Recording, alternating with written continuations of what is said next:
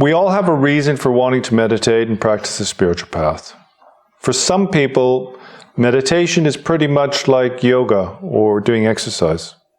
It's just kind of a wellness thing, right? So we have this urge to practice because I'm seeking well-being, which is fine, right? Because actually the methodologies work. Yoga works, meditation works, right? Practicing mindfulness, walking, etc. Also, taking up watercoloring, fly fishing helps people relax. Some people I know, they like rock climbing, makes them feel more comfortable. Seeking well-being is a valid reason. We all want everyone in the world to be healthier and happier, right? And so these days, many people are attracted to alternative therapies. Like, for example, doing yoga or whatever you do, we do it for well-being. We want everybody to be healthier and happier. That's not a bad motivation. And the techniques work. You don't have to have a specific tradition in order for those well-being techniques to work, to live a happier, healthier lifestyle. And if you are a less stressed, happier, healthy person, that's also going to benefit others, right?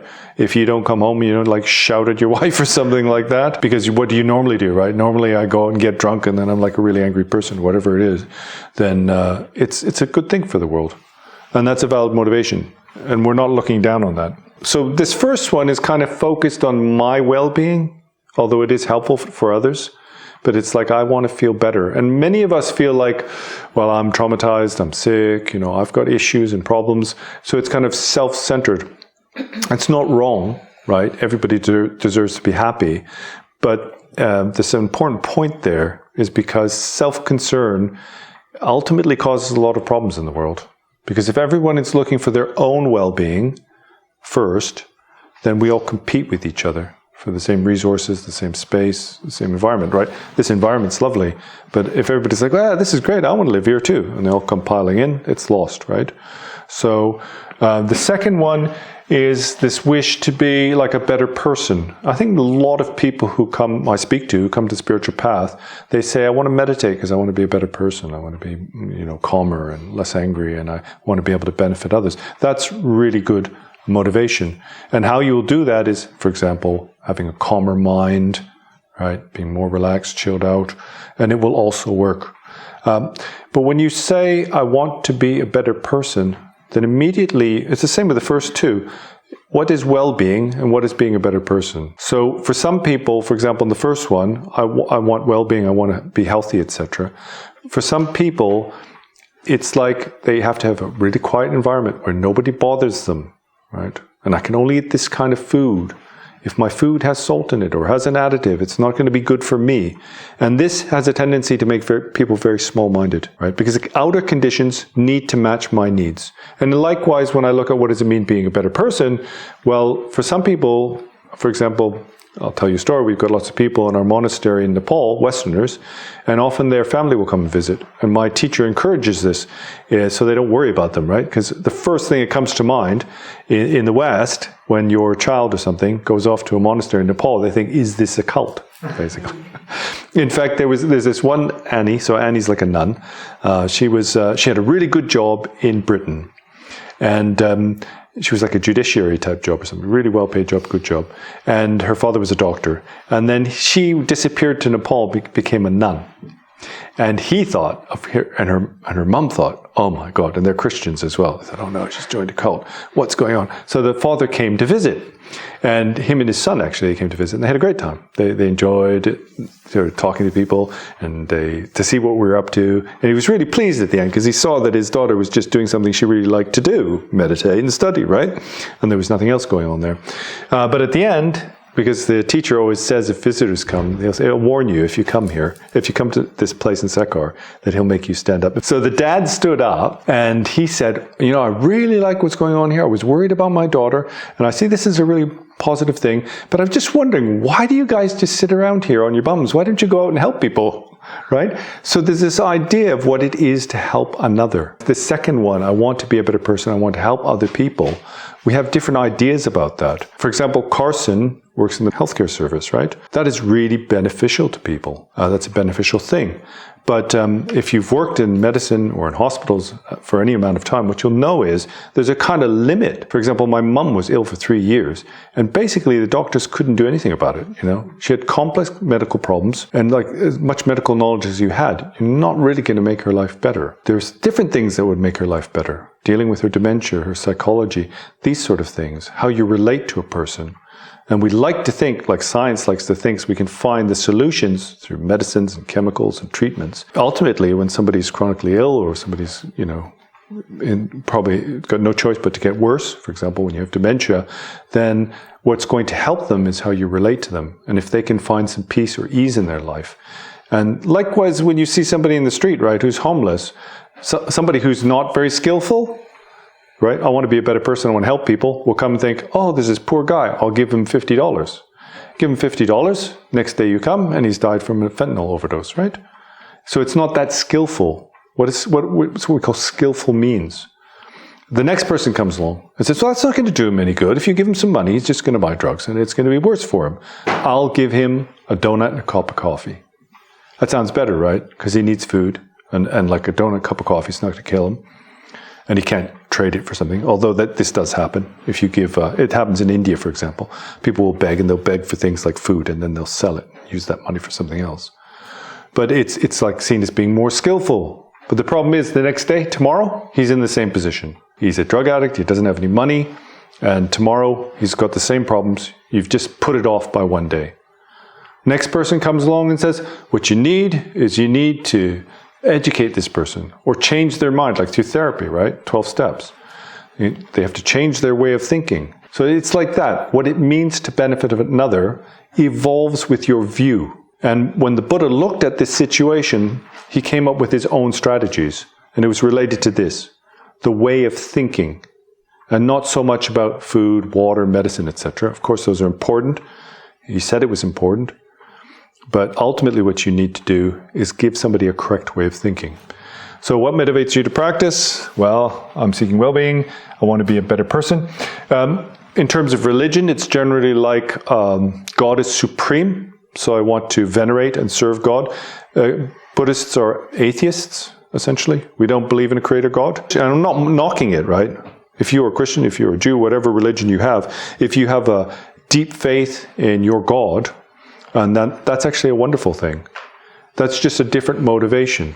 So for example, Job, let's take Job from the Bible. He was willing to undergo great suffering in the service of God. So he obviously wasn't looking for his own health and well-being. His body was covered in blisters, all his family died. He wasn't looking for health and well-being. Was it making him a better person? He was just giving everything over to God. And it's the same in the lower Hindu tradition. We've got the dual Vedas and the non-dual Vedas. So I don't want to get too technical, but in the lower levels of the Hindu belief system, then everything is the agency of God. So basically, whatever happens, it's God's choice, and then that's okay with me. But that's quite useful, because with that, we have acceptance. A lot of how we suffer in the world is because we cannot tolerate or accept things. When things change, when we don't get what we want, it makes us angry and it makes us suffer even more. So it's quite useful having a theistic belief, because then everything belongs to God, and I'm okay with that, and it reduces suffering. And the other thing is that people who are religious tend to behave themselves quite well, because they're taught. Most religions are the same. As I said, there's the Charvakas, there's a few negative cults, etc. like that. We'll leave them aside, they're quite rare. But in general, they say, don't kill, don't steal, don't lie, don't destroy your mind. And if we follow that, that's only going to be beneficial, right? The Buddha said that, Jesus said it, Muhammad said it. They all say the same thing. There's these virtuous things, there's these beneficial things, you should do them. And if you believe, really, even if you fear God or if you love God, it doesn't make much difference. If you believe that, then you're going to be more likely to engage in positivity. And so ultimately what's taught in Buddhism is it won't get you transcendence, but it will, because of karma, it will cause you to have happy rebirths. So it's a good thing. Nihilists, that's a different thing. Nihilists are in a much worse situation. So nihilism is kind of the belief that nothing matters. Mm-hmm. There's no karma, cause and effect. Nothing, there's no God, there's no hell, there's nothing. And then what happens with nihilists is they just do all kinds of wayward things. If any of you were like, when you were young, you were a bit crazy, that's kind of how nihilists are. It's like, it doesn't matter how many drugs I take. I'm going to die anyway. And then when I'm dead, I'm a pile of ash. Who cares? Right? And then it's like meth addicts, I'm not knocking them, but they get this mentality where they're just doing crazy shit, anything. And it really is dangerous. And in terms of spirituality and karma, it's the most dangerous thing. Anyway, I don't think we have any nihilists here, so we're okay. So this last motivation is what's called attaining liberation. So to give you a basic idea, right, the concept is that we are born into what is called the mundane world. And the mundane world can be classified in many different ways, but we can associate it with, for example, I was born into this village. My dad was a mechanic. I'd had no opportunities in my life. I had no choice but to do this job or become a hunter or whatever it is, feed my family. My child got sick with cancer and died. It's just all the stuff that we just don't seem to be able to escape from one side. And especially this idea, for example, like society doesn't give me any options. I have no choice. Or I have to, like, for example, I'm a farmer, I'm a rancher, I have to kill animals to survive. This was a big problem for the Tibetans, right? They're Buddhists, but almost no Tibetans are vegetarians because they haven't got that choice. They're all nomads, right? So it's sheep, yaks, cows, and they have to kill animals, and they do it with their own hands. They do it by strangling them, suffocating them. It's quite horrific, right? And when they do it, they say prayers because they feel really guilty about it. But it's just what samsara is. Even if I am a vegan, I live an organic life, by being in society, I'm complicit in the suffering of others. Whatever we do, we are, in samsara, we're wrapped up in society, we're wrapped up in harming others. So the Buddha said this samsara, this mundane world, needs to be transcended. And so he looked for a reason, kind of a reason for our suffering and the cause of our emancipation or liberation. So those are just basic different motivations for practice. All of them are valid. If you're here just because you want to be happier, that's fine. If you enjoy meditation, like it's pleasurable, that's fine. Because it does that. And the Buddha would never reject anybody who said, I want to meditate because I want to feel happy. He wouldn't do that. He would still teach them. This motivation is based on something really important. And this is why the path is so personal, right? It's personal because it's completely contingent, right? Dependent upon your view. If you believe, when I die, that's it, I'm finished. The body is material. Physical action on the brain creates an illusion of consciousness. When I'm dead, it's like that. Your goals and motivations are going to change drastically compared to if you think, well, I could be born in heaven or hell, like religious people do. Or in the Hindu and the Buddhist belief that consciousness is a continuum, that this isn't the end. If you know there's something after this, you're going to prepare for that. If you think this is it, you'll think, well, I'm going to spend all my time doing humanitarian work because at least I can do something meaningful in this life. When I'm gone, it's finished. Or you'll think, okay, I'm going to party, which is what many people think. The Charvakas, the hedonists, they believe this. It's a real thing. Osho is basically a hedonist. His community were Charvakas, basically. They followed almost the identical principles of this Indian sect of hedonists. And so they just practice whatever they want, just to have fun, basically. And that's very much based on this idea that there is no karma, there's no rebirth, it doesn't matter. So I'm going to die soon, it doesn't matter, let's go party. It is a form of nihilism. So in terms of worldview, these are just rough classifications. There's lots of different types of views, right? Nihilism is this one that believes in nothing. And I don't think anybody here tends towards nihilism. We kind of feel there's important things. I struggle with it. With nihilism? Yeah. Many people do in the West. Yeah. It's not your fault, though. It's part of modern Western culture, and it's because we misunderstand science. We kind of think science has proven that all religion is false and everything's random. That's what they say, right? Many scientists believe that, well, it's just a random series of events. There was some slight perturbation in the original state of the Big Bang, and because of that, there was this determined sequence of events, and eventually it led to human beings by chance existing on the planet, And it's a very nihilistic view. So many people now think, well, nothing matters, right? The Old Testament, the Ten Commandments, that was just bullshit. They just made that up to control us. That's what many people think. I think ultimately, though, if you have some sense of good and bad, like if you see a child falling over and you want to protect them, then you're not a nihilist. If you see a deer, you think, how cute, you're not a nihilist. You could still be a hedonist.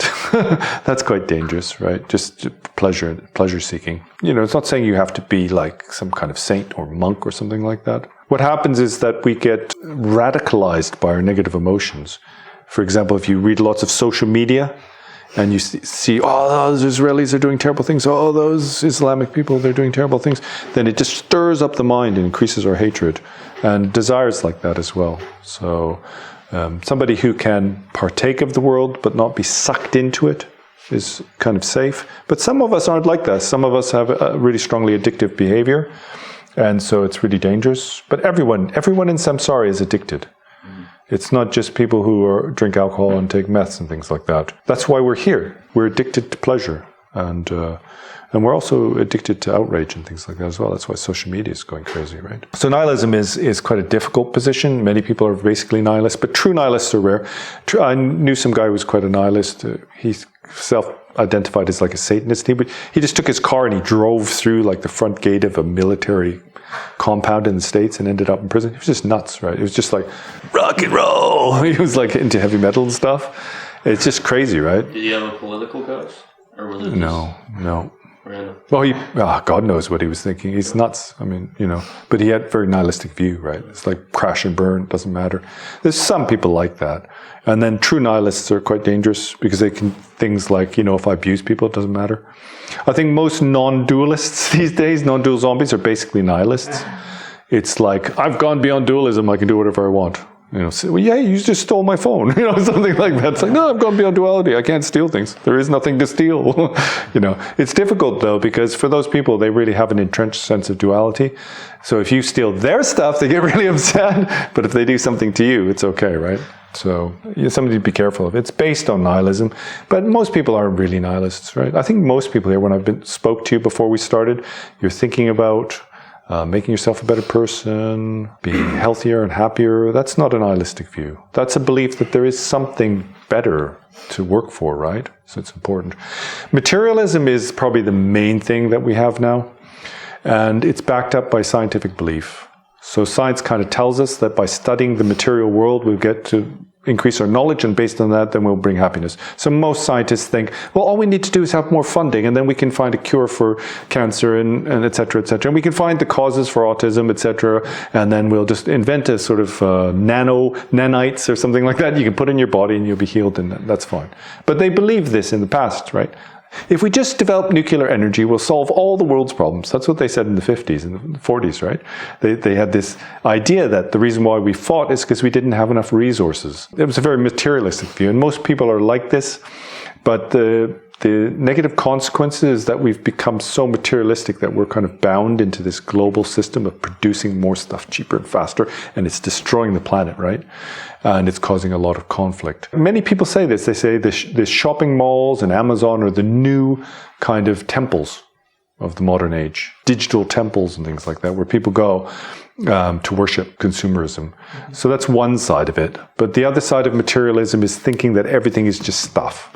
The brain is stuff. The mind is just like a side effect of the brain. There's good stuff, there's bad stuff. So this is kind of a very fundamental view. If you're a materialist, what will you do if you want to be a better person? You'll give people money, right? You'll give them food, that sort of thing. Because the material stuff is what matters. A lot of people are into like esotericism. You'll hear people say this. It's like, positive energies, natural spirits. And if you try to ask them or inquire what that's all about, usually they don't really know, but it's this idea that there's energy, and there's like good energy and bad energy, and sometimes that manifests in like mantras. This particular sound has a kind of vibration, that vibration heals this sickness. So there's a lot of that these days, and it usually tends to be a mix of older traditions like paganism, a bit of indigenous spirituality, and then we just mix it all together. There's something called perennialism. I don't know if you've heard about it, but there's this idea that like all spiritualities have common ground. So basically the same thing, more or less, and all this common ground. And so esotericism is a bit like that, this idea that you just take all these different elements and they're basically all the same goal and mishmash them together. And so most spiritual well-being retreats and these sorts of things are based around some sort of esotericism. Theism is the one that we used to have for centuries. That was really strong for Europeans. Most of you guys are European background. Most religions are theistic. Most religions believe in a soul and they believe in God. There's things like Taoism, which are a little bit different, etc. Jainism, which is a little bit different. For most of us, it's a bit old-fashioned. We don't really believe in it. But these days, there's been a resurgence in Christianity, etc. But again, your motivations are going to change, right? If you're an esotericist, then you're going to think, I need this particular flower, this aroma, I'm going to need this energy, I need to visit the water pool, this natural spring, these things will heal the world, right? If you're a materialist, you'll think we need more money, we need more food, we need to create better fertilizers. If you're a nihilist, you'll crash and burn. If you're a theist, you'll make offerings to God. When somebody shouts at you or bashes into your car, you'll think, oh, it's God's will, right? Different kind of outcomes depending on your view. And then there's what is called the Buddhist view, and that's a different view. It's doesn't really fall into the other categories. The main thing in Buddhism really is that it teaches that mind is supreme. Whether we have food or not doesn't necessarily mean we're going to be happy. Whether somebody shouts at us or not doesn't necessarily mean we're going to be unhappy, because it depends on the mind, it depends on your outlook. Which is quite obvious when we think about it, but we don't like to think that. We like to think, well, if I get this, or if I have this technique, or if I do this yoga posture, or if it's a sunny day, then that will make me happy. But really, it's the way we relate to experience that makes us happy or not. For example, it could be a beautiful sunny day, and you think, wow, it makes me feel so good. But on a day when you've got like stomach infection, or your best friend just died, nobody can cheer you up. So the outer thing obviously is not the cause. This is an important thing about Buddhism. These outer things are not the cause. Buddhists are what are called insiders. They didn't have the term Buddhist or Buddhism in the past. They didn't call themselves Buddhists. The Buddha didn't want people to say they were his followers. They were Buddhists. The term he used was insider. So outsiders are materialists and people who think like their happiness, etc., comes from other things. And insiders who look to the subjective consciousness and mind for the sources of happiness and suffering. And then we train based on that. This idea, that's why we meditate. So for many spiritual traditions, they'll do pranayama because they believe a particular exercise or technique brings peace and happiness. There's a relationship between the mind and the breath. The mind is like the rider and the breath is like the horse. That's the analogy. And so in yoga, if we want to calm down, we extend the breath and deepen the breath and it makes the mind more calm. So from a kind of outsider view, that means that this exercise brings me happiness. If you're like, world is falling apart, you're suicidal, I say, it's fine, just do some deep breathing. How many of us have been in that kind of situation? People telling stuff like that, it's not going to help you, right? It does help sometimes. It can help in a crisis. It can help in a crisis. It can do nothing as well. It's not certain, because it's not the outer thing that does that. What the Buddhists say is it's your mind that does that. So what we do is the breath is like a tool. There's two things we call method and wisdom. So there's a bunch of methods, and those methods fall into the category of perennialism. So all spiritual traditions have similar methods. Christians meditate, Hindus meditate. They won't admit it sometimes, but they actually meditate. They meditate on the love of God, right? Contemplate, meditate, right? People do yoga all over the world. There's all similar methods. And then there's wisdom. Wisdom is what we call insight. Wisdom is based around universal truths or cosmic truths. And every tradition has its own set of truths, final truths. But those methods don't necessarily directly lead to realization of that truth. You have to separate the two. What differentiates between a method leading to a particular result, one or another, is view. So if you do something, like if I do a breathing exercise, thinking that it's unifying me with God, a theistic view, that will sort of lead to a kind of theistic resultant state. And the Buddhist state is something different. It's quite complicated. Anyway, the main thing is that we look inside. Sources of happiness, suffering is the mind, and so therefore we train the mind. And these methods, like breathing exercises, are forms of training the mind. But they themselves are not the medicine. Assiduously applying ourselves to practice is what changes our own mind. That's what brings our healing and our results.